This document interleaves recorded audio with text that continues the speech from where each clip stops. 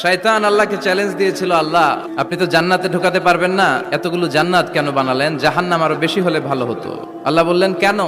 শয়তান বলে, আল্লাহ এই সবগুলারে আমি ওয়াসওয়াসা দিয়ে মুনাফিক বানিয়ে নাস্তিক বানিয়ে জাহান্নামে ঢুকাবো। আমি চ্যালেঞ্জ দিলাম, ডান দিক থেকে ধোকা দেব, বা থেকে, সামনে থেকে, পেছন থেকে, নিচ থেকে, যেখান দিয়ে রক্ত চলাচল করে ওখানে ঢুকেও আমি ধোকা দেব।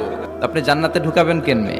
আল্লাহ বললেন তুমি আমারও চ্যালেঞ্জ দাও, মহারাজার সাথে চ্যালেঞ্জ দেয়া যায় না, তুমি আমাকে চ্যালেঞ্জ দাও। ওকে ডান, আই টেক ইউর চ্যালেঞ্জ। আমিও তোমার চ্যালেঞ্জ নিলাম।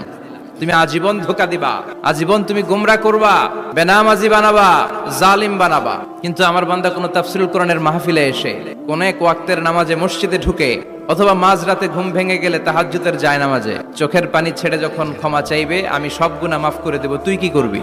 আল্লাহর কাজই তওবা কবুল করা। দিনের 24 ঘন্টা তিনি বসে থাকেন, কখন আমার বান্দা চোখের পানি ছেড়ে আমার কাছে ক্ষমা চায় আর আমি আল্লাহ ক্ষমা করে দিব।